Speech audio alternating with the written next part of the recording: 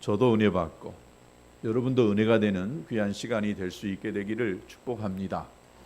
마음을 열고 귀를 쫑긋 세우고 하나님이 내게 어떤 말씀을 하시려는지 잘 받는 심정으로 말씀을 들으셨으면 좋겠습니다. 대표 기도하시는 분들을 보면 어쩔 때 보면 제 마음에 딱 가슴에 오는 그런 기도의 말씀이 있어요. 오늘 또 우리 유수경 집사가 기도하는 기도 중에 제 마음에 울림이 오는 그 단어 하나가 있었는데, 하나님 우리 교회가 작은 교회라 할지라도 하나님이 기뻐하시는 그런 교회가 되도록 기도하는 그 마음이 제 마음에 울림이 이렇게 왔습니다. 저도 제가 부목사 할 때 제가 전에 이 부목사로 있던 그 교회도 부목사만 5명이었고 전도사만 15명이었어요. 꽤 큰 교회였습니다.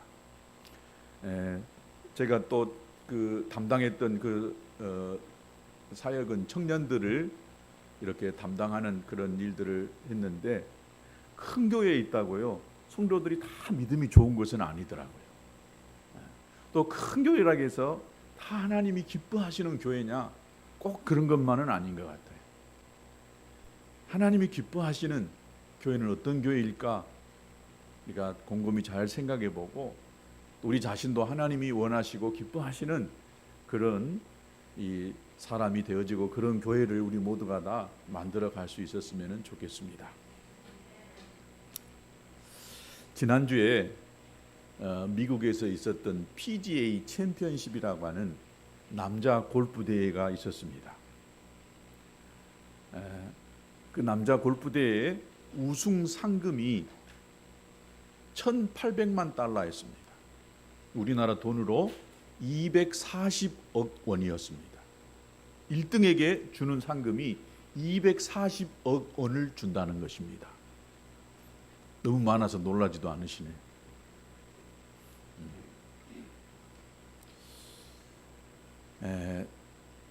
제가 가만히 그 방송을 듣고 곰곰이 계산을 해봤습니다. 그 우승한 사람이 딱 준우승한 2등이 우리나라 선수 공동 2위였는데 임성재라고 하는 이 20몇 살 먹은 이 청년이었습니다. 딱 한타 차이로 240억을 벌었는데, 그 한타가 곰곰이 생각해 보니까 2등 상금은 80억 원이었어요. 1등은 240억 원이고 2등은 80억 원이었어요. 그러니까 1등하고 2등 사이가 150억 원이에요. 근데 1등하고 2등이 차이가 딱 한타 차이였습니다. 이 한 번 치는 것에 150억짜리 이 버팅인가 뭔가 같은 기였어요. 그러면서 야, 그때 얼마나 떨렸을까. 자기가 한 번 이 치는 것이 지금 240억을 받을 것인가 80억을 받을 것인가 했을 때에 저는 떨려서 서지도 못했을 것 같아요.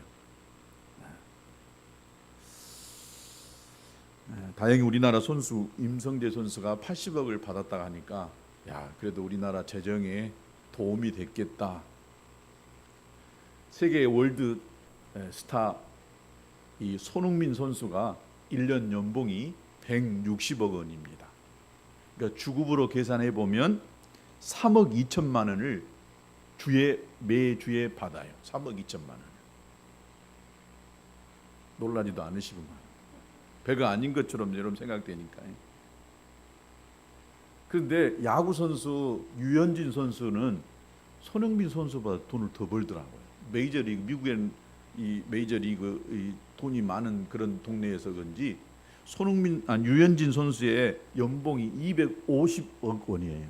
1년에 250억 원을. 그러니까 구단으로부터 순전히 받는 돈만 250원. 여기에다가 스폰서 막 여러 가지 붙으잖아요. 그러면 돈은 어마어마하게 올라간답니다. 주급으로 다 계산해 보니까 이 유현진 선수는 매주 4억 7천만 원을 벌어요. 여러분에게 그런 은혜가 있을지어다. 너무 많아서 계산이 우리하고 너무 멀어서 계산이 잘 안 되는 경우도 있습니다. 그러니까 유명한 이 운동 선수나 또 연예인들은요, 자녀들을 끼가 있기만 하면은 어려서부터 운동을 시켜요. 그것도 돈 많이 버는 골프 선수나 아니면 축구 선수나 야구 선수를 시킨다는 것입니다. 그런데 실은 이 우리나라 이 대회나 또 국가대표 되는 것도요, 만만치 않아요.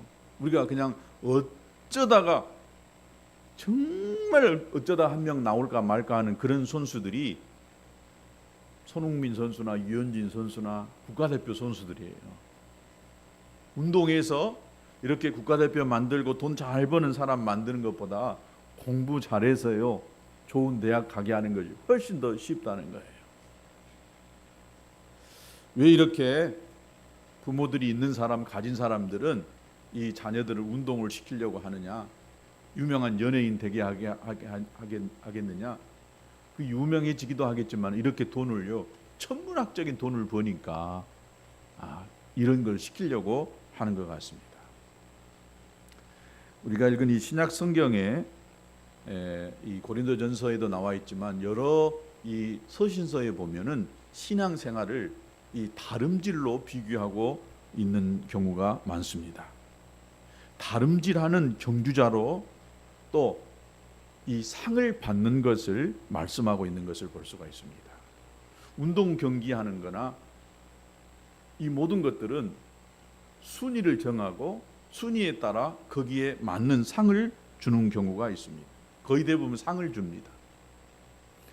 바울 서신서가 쓰여질 이 당시에 로마나 또 이 고린도에는 마라톤이 굉장히 유행했습니다. 지금같이 뭐 골프나 축구나 야구가 유명한 것이 아니라 이 당시에는 마라톤 선수가 최고 유명한 운동 선수였습니다. 그러니까 바울이 이 성도들에게 편지를 쓸 때에 마라톤을 비유해서 이렇게 성경을 썼는데, 우리 그리스도인의 삶이, 신앙인의 삶이 마라톤과 같은 그런 삶이다라고 그렇게 비유해서 말씀했습니다. 그러니까 단거리가 아니라 마라톤은 지금은 42.195km를 달리는데 그때 당시도 오랜 장거리를 뛰는 이런 마라톤과 같은 것이 우리 신앙생활이다라고 그렇게 말했습니다. 근데 이 마라톤에서 우승하는 사람들에게 지금같이 막 이렇게 몇십억, 몇백억을 준 것이 아니라 월계관을 씌워줬습니다. 월계관. 근데 이 월계관은 굉장한 영광이었습니다. 개인의 영광이었을 뿐만 아니라 국가의 또 그 민족의 영광이었습니다. 그러니까 마라톤에 가서 이 월계관 하나를 쓰는 것, 이것은 엄청난, 지금으로 말하면 PGA 골프 대회에서 우승을 해가지고 240억을 버는 거나 또 뭐 하여튼 이렇게 우승하는 그런 것과 같은 그런 운동 경기였다라고 볼 수가 있습니다. 여러분, 상을 좋아하지 않는 사람이 있을까요? 다 상 받기를 좋아합니다. 또 상이 있으면 열심히 하고 싶은 열정이 생기고 또 해야 되겠다는 각오가, 동기부여가 생기는 것을 볼 수가 있습니다. 오늘 우리가 읽었던 성경 본문에도 24절에도 보니까 같이 한번 읽어보시죠. 시작. 운동장에서 다름질하는 자들이 다 달릴지라도 오직 상을 받는 사람은 한 사람인 줄을 너희가 알지 못하느냐? 너희도 상을 받도록 이와 같이 다름질하라. 다름질할 때 많은 사람들이 다름질하지만은 상 받는 사람은, 이게 1등 받는 사람은 딱 한 명이다라고 이렇게 말하고 있습니다. 그러니까 상이 분명하게 있으니까 이 신앙의 경주가 결단코 헛되지 않는다라고 하는 것을 말하고 있습니다.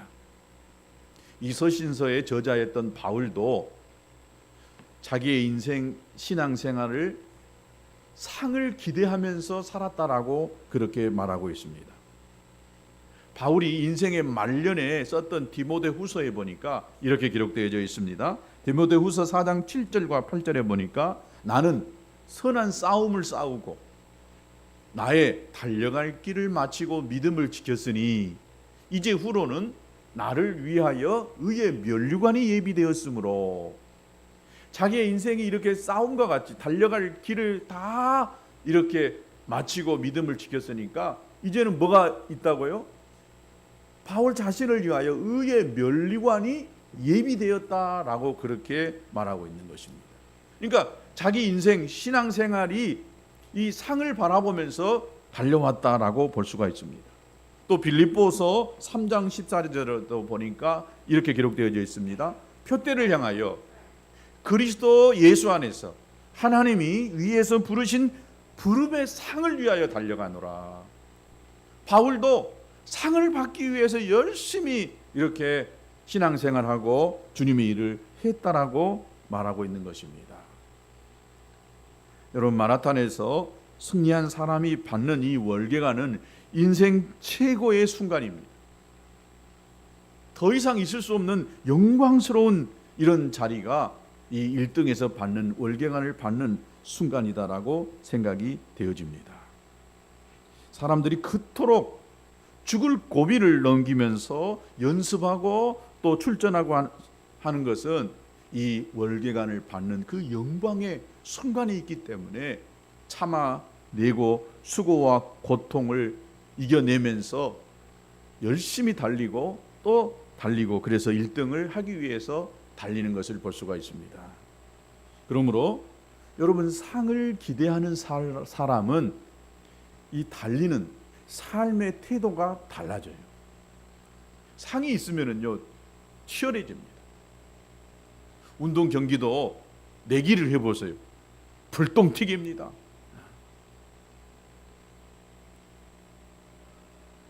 여러분, 동네에서 축구하는 그 축구 경기하고 월드컵 결승전하고는 다른 거예요. 월드컵 결승전에서 받는 그 상 우승은 대단하기 때문에 얼마나 영광스럽게 생각하는지 몰라요. 제가 가까이 지냈던 그 교수님 집을 한 달 전에 초청을 받아서 갔습니다. 40년 교수 생활하고 은퇴를 했어요. 그래서 저도 그 집에 처음 가봤어요. 그 집이 어떻게 생겼을까 궁금했습니다. 가서 딱 보니까 텔레비전 앞에 제일 앞에 이만한 큰 상패가 하나 딱 있었어요. 그래서 그 교수님 제가 퇴직할 때도 그 퇴임식에 가가지고 패도 전달하기도 했었습니다. 그래서 나는 뭐가 있을까 했더니 텔레비전 옆에 이만한 큰 상패가 있었는데 그 상패가 뭐냐? 전국 교수 테니스 대회에서 우승한 상패를 딱 텔레비전 옆에 거실 응접실 한가운데 놨더라고요. 그러면서 그 교수님 하는 말이 자기가 40년 동안 매년마다 전국 교수 테니스 대회에 나갔는데 한 번도 자기 학교가 8강 안에 들어본 적도 없고 8강 안에 들어본 적이 없다는 거예요. 그러니까 40년 딱 퇴직하고 6월 달에 퇴직하고 9월 달에 갔는데 그 대회에서 그만 우승을 해버렸어요. 그러니까 그것이 너무 감격스러워가지고 그냥 그 패를 가운데다가 모셔놨더라고요. 그래서 좀 깜짝 놀랐어요. 아니, 교수님, 그것이 그렇게 영광스러운 것입니까? 했더니 자기는 교수 정년 퇴직하고 받은 그 상패보다도 그 교수 테니스 대회에 나가가지고 우승한 그 상패가 더 영광스럽다는 거예요. 자기 학교에 지금까지 한 번도 이런 상을 받아본 적이 없었어요. 그리고 제가 그 학교를 갔는데 그 학교에다가 크게 현수막을 크게 붙여놓고 몇 달이 지났는데도 그걸 뜯지 않고 있더라고요. 그게 그렇게 자랑스러운 거 봐요. 사람에게는 이렇게요, 상이 그 사람을 움직이게 만듭니다. 어떤 목표가 있고 얻으려고 하는 그런 것이 있다라고 한다면 그것을 위해서 달려가고 그것이 얻었을 때에 굉장히 영광스럽게 생각하는 것을 봤어요. 여러분, 학교에서 내가 이번에 꼭 공부해서 1등 해야 되겠다라고 생각하는 그 아이들 공부하는 태도를 봐보세요. 달라요.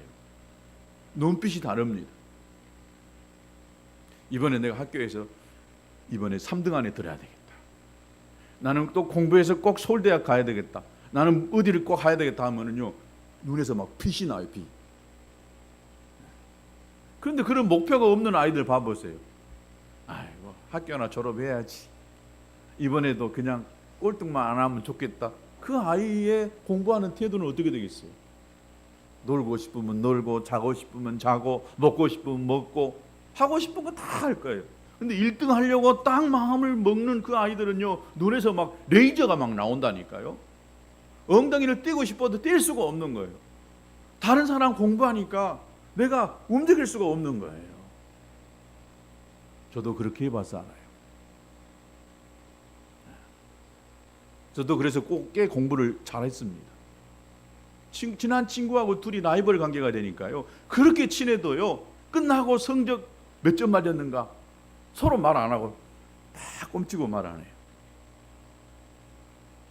상을 바라보면 이렇게 삶의 태도가 달라집니다. 히브리서 11장 6절에 보니까 믿음이 없이는 하나님을 기쁘시게 하지 못하나니 하나님께 나아가는 자는 반드시 그가 계신 것과 또한 그가 자기를 찾는 자들에게 상 주시는 이심을 믿어야 한다라고 했습니다. 하나님 우리에게 상 주시는 줄로 믿습니다. 이것을 믿고 살면, 그 상을 바라보고 살면 우리의 삶의 이 태도가 달라질 수밖에 없는 것입니다. 바울은 그 상을 보고 뛰었습니다. 그 상이 어떤 상이었습니까? 썩지 아니하는 의의 면류관이었습니다. 여러분, 세상의 모든 상은 세월이 지나면 다 잊혀지고 빛이 발할 수밖에 없고 잊어질 수밖에 없습니다. 그러나 하나님이 주신 상은 썩지 아니하는 면류관입니다. 우리가 영원히 살 하나님의 나라 천국에서 하나님이 씌워준 그 의의 면류관을 받는다고 생각해 보세요. 대단한 것입니다.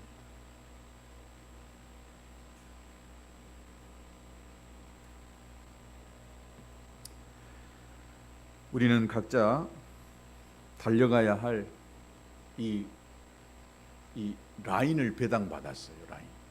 내가 백리기 달릴 때, 또 수영 선수들이 달릴 때 그 라인을 배정받잖아요. 저와 여러분이 각자의 삶에 그 라인을 배정받았습니다. 이 라인을 배정받아서 우리가 어떻게 살아가느냐에 따라서 꼴등으로 들어들 수 있고, 2등으로 들어들 수 있고, 1등으로 올 수가 있는 것입니다. 내가 하나님 앞에 살았던 것에 대한 정당한 평가를 받을 날이 반드시 있게 되는 것입니다. 그러면 우리가 어떻게 해야 상을 받을 수 있을까요? 첫 번째, 상을 얻기 위해서 제일 중요한 것이 뭐냐? 훈련입니다. 훈련. 오늘 25절에 보니까 이기기를 다투는 자마다 모든 일에 절제하나니라고 했습니다. 이기려면, 상을 받으려면 절제해야 되는 것입니다. 이 당시에 고린도 교회에는 이 자유라고 하는 미명하에 방종하는 분위기가 가득했습니다. 그러니까 자유를 오용했습니다. 여러분, 죄인들의 특징이 뭐예요? 자기 마음대로 사는 거예요. 죄인입니다. 운동선수들이 우승하기 위해서, 1등하기 위해서는 어떻게 해야 돼요? 그냥 1등하는 것이 아니잖아요. 그 한 번의 경기, 올림픽에 4년마다 한 번씩 있는데, 여러분 금메달 따는 사람은 세계에서 제일 넘버원이잖아요. 금메달 따기 위해서 얼마나 피눈물 나는 훈련을 하는지 몰라요. 어려서부터 자기의 꿈을 딱 정해놓고, 내가 올림픽에 가서 금메달 따는 것이 내 인생의 목표다고 생각해놓고, 그것을 이루기 위하여 국가대표에 또 뽑혀야 되고, 또 태닝 선수촌에 들어가가지고 피눈물 나는 훈련을 한 것입니다. 자기 하고 싶은 건 마음대로 못하죠. 만나보고 싶은 친구 마음대로 못 만나죠. 먹고 싶은 음식 마음대로 못 먹어요. 철저하게 식단 관리를 하고 시간 관리를 하고 정말 피나는 노력을 해야 나가서 좋은 성적 낼 수 있는 것입니다. 대표로 나간 선수가 계속 놀다가 먹고 싶은 거 다 먹고 몸은 이렇게 뚱뚱해지고 또 몸 관리도 안 하고 나가서 분명 상을 받을 수 없고 꼴등 날 수밖에 없는 것입니다. 수없는 유혹들의 단호한 거절을 해야 합니다. 그래서 본문 27절에 뭐라 했느냐? 내가 내 몸을 쳐 복종하게 함은 내가 남에게 전파한 후에 자신이 도리어 버림을 당할까 두려워함이로다 라고 했습니다. 내가 내 몸을 쳐서 복종시킨다는 거예요. 이 몸뚱아리라고 하는 것이요, 얼마나 얼마나 게으르고 못됐는지 몰라요. 얼마나 죄 지으려고 하는지 몰라요. 조금만 방심하면 이 몸뚱아리는요, 나를요 죄의 늪으로 가지고 들어가 버려요. 그래서 오늘 또 저 복종시켜야 되고 또 저 복종시켜야 되고, 하나님 말씀 앞에 내 자신을 내어놓지 않으면 이 몸뚱아리는 끊임없이 하나님과 멀어지게 하고 죄짓게 만드는 것이 여러분 이 몸뚱아리인 것입니다. 그래서 사도 바울이 내가 내 몸을 쳐서 복종시켜야 되는 것입니다.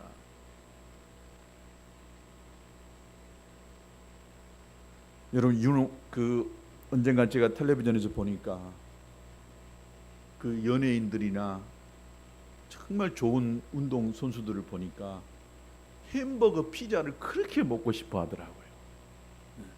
우리 햄버거 피자 얼마나 좋아합니까? 지난주에도 우리 마음껏 많이 먹었잖아요. 근데 운동 선수들은요, 먹고 싶은 건 마음대로 못 먹더라요. 또 연예인들도 자기 몸매 관리하려고 그렇게 먹고 싶은 거 잘 못 먹어요. 이 먹는 것에 대한 유혹이 얼마나 큰지 몰라요. 그러나 운동선수뿐만이 아니라 어떤 분야에든지 두각을 나타내는 사람들 보면은요, 그 안에 비장함이 있습니다. 내가 이것을 꼭 이루어야 되겠다, 꼭 만들어내야 되겠다라고 하는 비장함이 있어요. 여러분 다이어트 한 사람들 봐보세요. 나는 대단하다고 생각해. 자기 몸을 자기가 쳐친다는 것, 먹고 싶은 유혹이 얼마나 강합니까? 근데 이것을 이겨낸다는 것이요, 여간해서 쉽지 않아요. 예를 들어볼게요. 저도 거의 6시 이후에 저녁을 먹으면 거의 특별한 경우가 아니면 야식을 안 먹습니다. 밥을 대부분 6시 이전에 빨리 먹어버립니다. 그렇지 않으면 저도 이 몸을 잘 유지할 수가 없어요. 근데 특별한 1년에 몇 번 정도가 제 이 각오를 무너뜨리는 경우가 있어요. 근데 어제 그 각오가 무너졌습니다. 어제 우리 사모님이 서울 갔다가 오후에 오니까 제가 밥을 혼자 저녁을 먹는데, 저녁을 좀 빨리 먹는데 밥이 조금밖에 없더라고요. 그래서 그 밥을 그냥 먹고 밥을 좀 빨리 먹었어요. 사모님 오는 시간이 좀 늦었어요. 저녁에 정도 오니까 그 시간 기다릴 생각하고 또 텔레비전을 안 돼서 멍청하게 보니까 먹는 프로가 막 나오는 거예요. 얼마나 막 맛있게 먹는지. 그러니 갑자기 내 머릿속에 나 오늘 저녁 빨리 먹었지, 나 오늘 저녁 밥 조금밖에 안 먹었지, 내 스스로가 계속 나한테 이야기를 하는 거예요. 그래서 너는 배고프지. 그리고 잠도 오늘 사모님이 늦게 오실 거니까 잠도 또 늦게 잘 거 아니냐. 아직도 긴 시간인데 너 어떻게 참을래? 내 속으로 계속 내가 싸우는 거예요. 그리고 해필은 또 저녁 시간 되기 전에 우리 박종래 이사님 맛있는 김치를 좀 담았다고 한 사발을 가져왔더라고. 그리고 그것이 자꾸 떠올리는 거예요. 뚜껑도 아직 안 열어봤는데 거기다가 라면을 하나 딱 끓여가지고 먹으면은 너무 맛있겠다. 혼자 이 갈등을 하는데요, 한 30분을 혼자 씨름하고 있는 거예요. 그래서 결국 어떻게 됐느냐?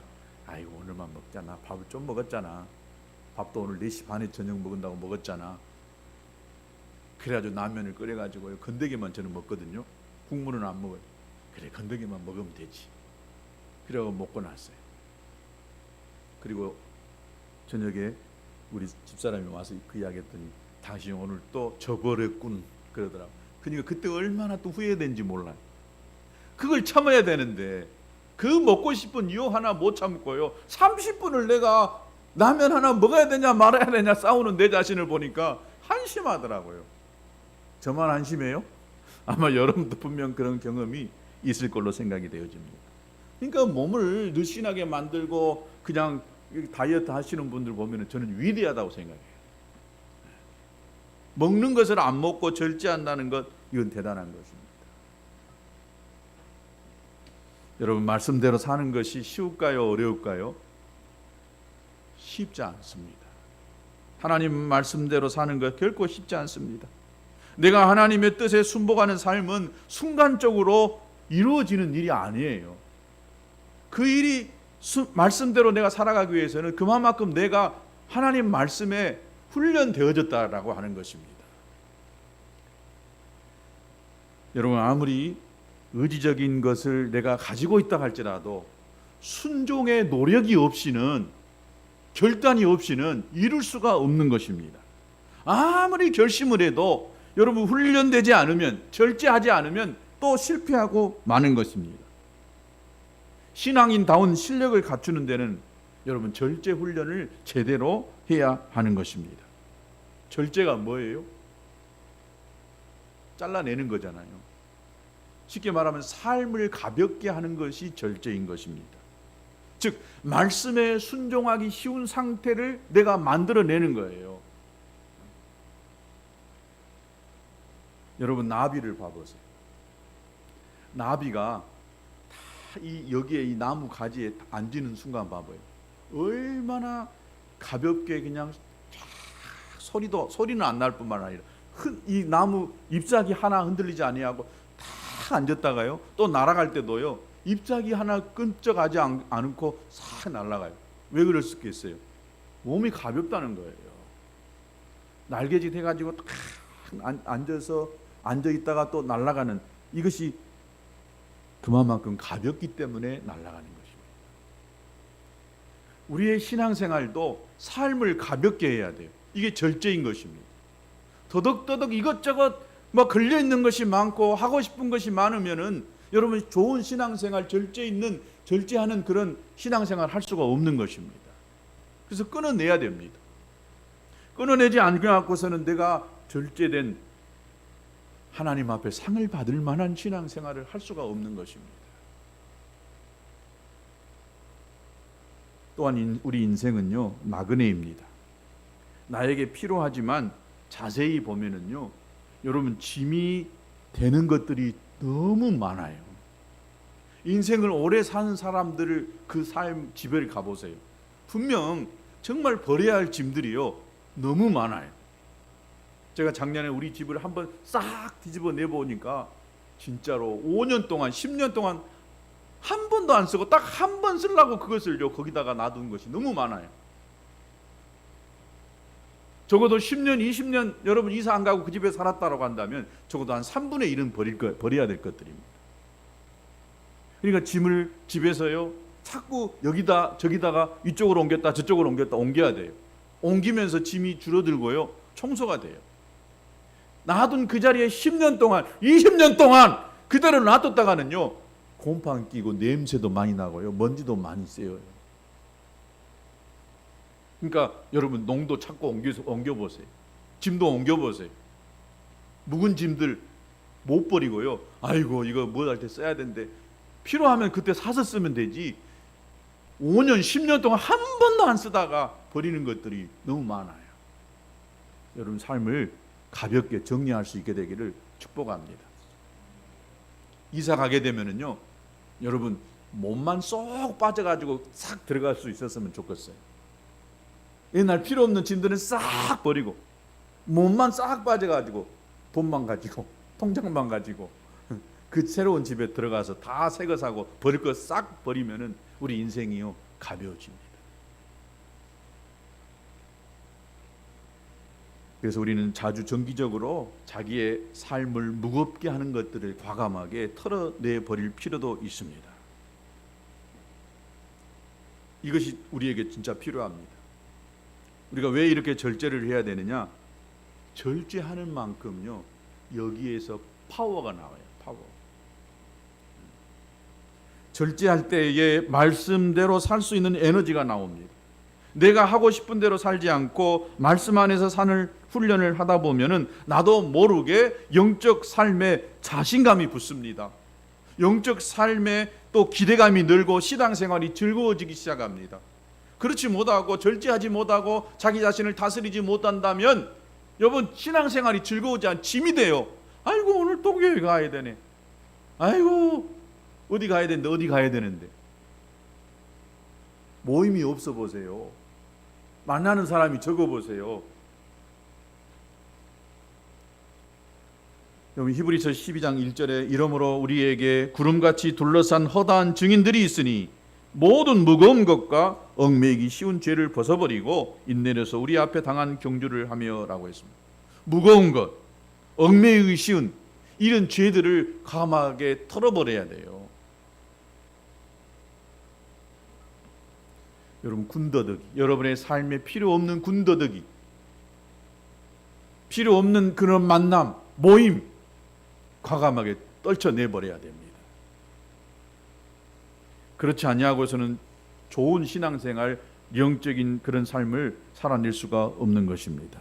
나를 붙들고 있는 무거운 짐들이 많다라고 한다면 하나님 말씀의 감동을 받아도 그것으로 끝나버립니다.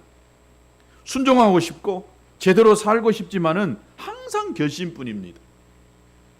말씀 들으면 내가 이제 기도하고 내가 이렇게 살아야지라고 결심하고 그렇게 의지를 갖습니다. 여러분 바보는요 늘 결심만 한답니다. 이렇게 해야지, 다이어트 해야지, 안 해야지, 이렇게 늘 결심만 하는 것이 바보라는 거예요. 천재는 어때요? 결심하기자 무섭게 실천하는 거예요. 마음 먹었으면 그대로 행하는 것입니다. 여러분 지금 무엇에 애착을 가지고 계십니까? 여러분의 힘을 빼는 것이 어디입니까? 여러분에게서 가장 많은 지출을 하고 있는 것이 무엇인지 한번 돌아보시기를 바랍니다. 신앙은 기대만으로는 안 됩니다. 믿음만으로는 안 됩니다. 믿고 행함이 있어야 됩니다. 행함이 있는 믿음이 진짜 믿음인 것입니다. 주여 믿습니다. 주여 믿습니다. 100번 외쳐보세요. 되는지. 하나님은 믿고 행하라고 했습니다. 믿음으로 선포했으면 그대로 살아가는 거예요. 앞에 문제가 있고 장애물이 생겼어도 어려움이 있어도 살아보는 거예요. 해보는 것입니다. 거기에 기적이 일어나는 거예요. 할렐루야. 여러분 삶의 방만함을 정리하고 내가 진짜 해야 할 일에 집중할 수 있게 되기를 축복합니다. 상을 받기 위해서 첫 번째 절제라고 한다면 두 번째 성실함이 필요합니다. 여러분 경기장 안에는 운동 경기는 누구나 다 할 수가 있다라고 말했습니다. 그러나 상을 받는 사람은 아무나 받는 것이 아니잖아요. 영적인 성장, 신앙의 성숙은 하루아침에 이루어지지 않습니다. 기도가 하루아침에 여러분 10분, 20분 되는 줄 아세요?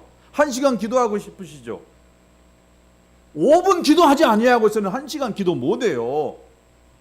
성경 한번 일독하고 싶었죠? 하루에 성경 한 장, 두 장 읽지 않고서는요 성경 일독 절대 못합니다. 읽어야지. 항상 창세기부터 시작했다가 출애굽기 넘어갔다가 레위기에 탁 멈추고 또 내년에 시작했다가 또 창세기부터 시작했다가 더 출애굽기 갔다가 레위기에 탁 멈추고 항상 반복이에요. 반복. 여러분 신앙생활 10년 했으면 적어도 성경은 한 번, 두 번은 완독했어야 됩니다. 신앙생활 10년 했으면 적어도 한 사람 정도는 전도했어야 돼요. 내가 알고 있는 예수 그리스도, 나의 생명의 구주이신 예수 그리스도를 다른 사람에게 전할 수 있어야 되는 것입니다. 20년, 30년 신앙생활 했는데도 나를 통해서 예수 믿는 사람이 한 사람도 없다고 한다면 여러분 신앙생활 잘한다라고 볼 수 없습니다.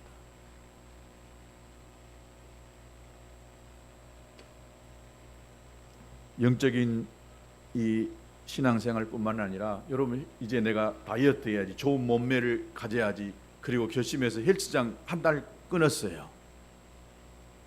그런다고 해서 건강한 삶이 됩니까? 몸매를 만들어집니까? 가서 운동해야 됩니다. 1시간씩 운동해야 됩니다.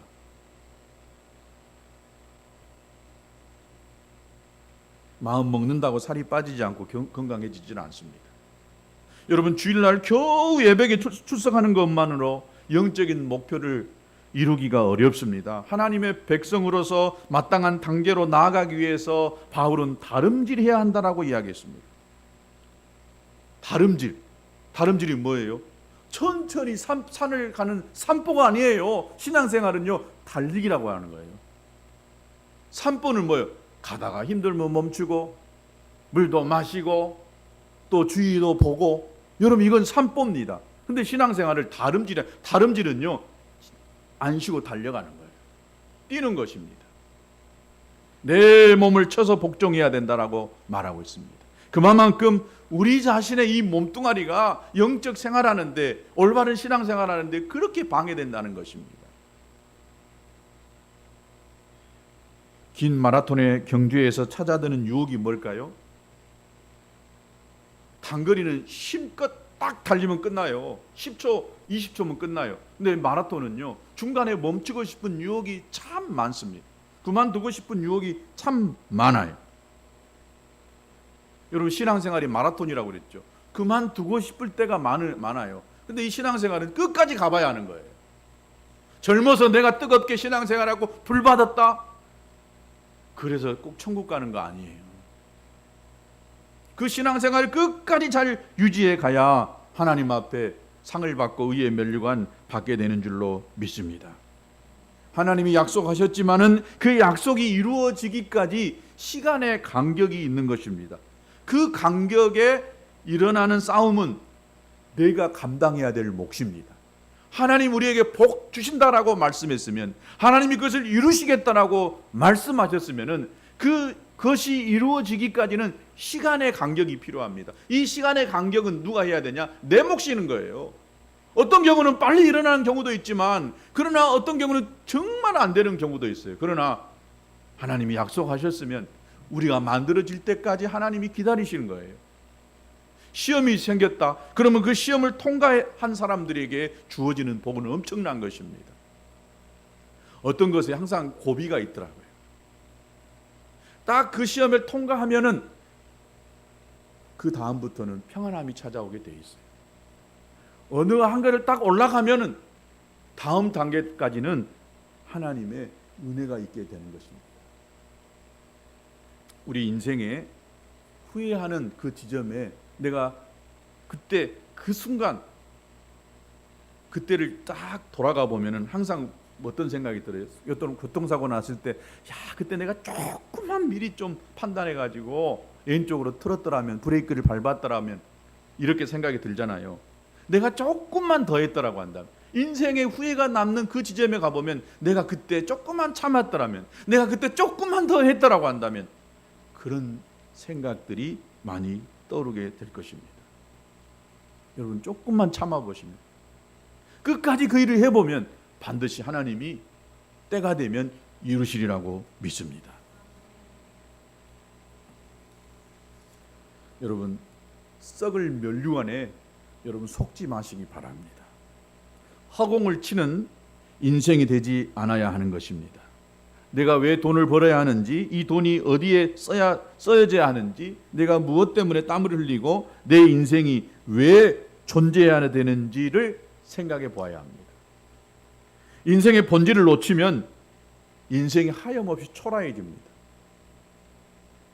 그런데 인생의 본질을 붙잡고 있는 사람들은요, 당당해집니다. 당당해져요. 여러분, 구원은 믿음으로 거저 주어지지만은 장차 우리에게 주어질 상급은 공짜가 아닙니다. 땀 흘릴 그런 흘릴만한 가치가 있는 목표에 내 인생을 정조준해가지고 살아낼 때에 거기에 하나님이 주시는 상급이 있게 되는 줄로 믿습니다. 저와 여러분 모두가 다 허공을 치는 삶이 아니라, 가치 없는 데다가 인생을 허비하는 삶이 아니라, 정말 가치 있고 하나님이 인정하실 만한 그런 삶을 살아서 상급받는 저와 여러분 되시기를 주님의 이름으로 축복합니다.